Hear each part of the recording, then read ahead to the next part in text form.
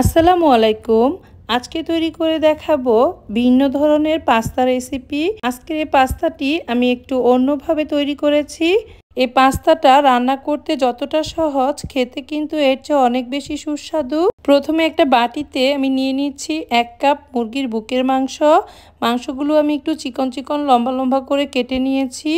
এখন এখানে পরিমাণ মতো লবণ, হাফ চা চামচ মরিচের গুঁড়া, হাফ চা চামচ হলুদের গুঁড়া ও হাফ চা চামচ ধনিয়া গুঁড়া, 1 চা চামচ কাঁচামরিচ বাটা, 1 চা চামচ ধনেপাতা বাটা, 2 চা চামচ দিয়েছি টমেটো পেস্ট, 1 টেবিল চামচ আদা রসুন বাটা, 1 টেবিল চামচ দিয়ে দিয়েছি কর্নফ্লাওয়ার।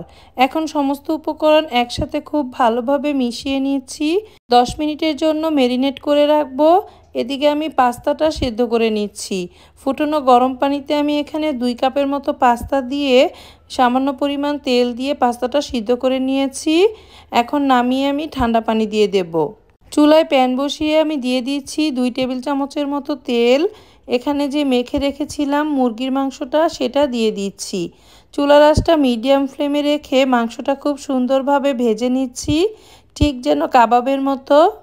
মাংস যখন ভাজা হয়ে যাবে তখন আমি এখানে ফ্রোজেন করে রাখা ফুলকপি দিয়ে দিয়েছি আর দিয়ে দিয়েছি পেঁয়াজ কুচি ও ফ্রোজেন করে রাখা ক্যাপসিকাম। এখন এগুলো নেড়ে চেড়ে একটু ভেজে নিচ্ছি। এখন এখানে আমি 1 প্যাকেট স্বাদে ম্যাজিক দিয়ে দিচ্ছি। স্বাদে ম্যাজিকটা দিয়ে নেড়ে চেড়ে আমি আরও কিছুক্ষণ ভেজে নেব। যখন ভাজা হয়ে যাবে তখন আমি সেদ্ধ করে রাখা পাস্তাটা দিয়ে দিচ্ছি আর এখানে দিয়ে দিচ্ছি কয়েকটা কাঁচামরিচ। কাঁচামরিচগুলো আমি মাঝখান দিয়ে কেটে দিয়েছি। দিয়ে দিচ্ছি 1 টেবিল চামচ সয়া সস ও হাফ টেবিল চামচ ওয়েস্টার সস, 1 প্যাকেট স্বাদে ম্যাজিক দিয়ে নেড়ে চেড়ে মিশিয়ে নিচ্ছি।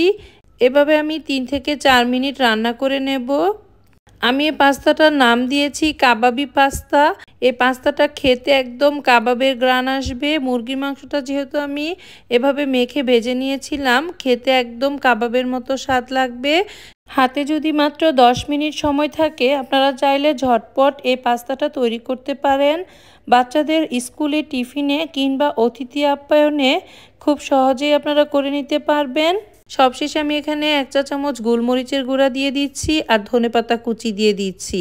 আর এখানে আমি 1 চা চামচের মতো লেবুর রস দিয়ে দেব।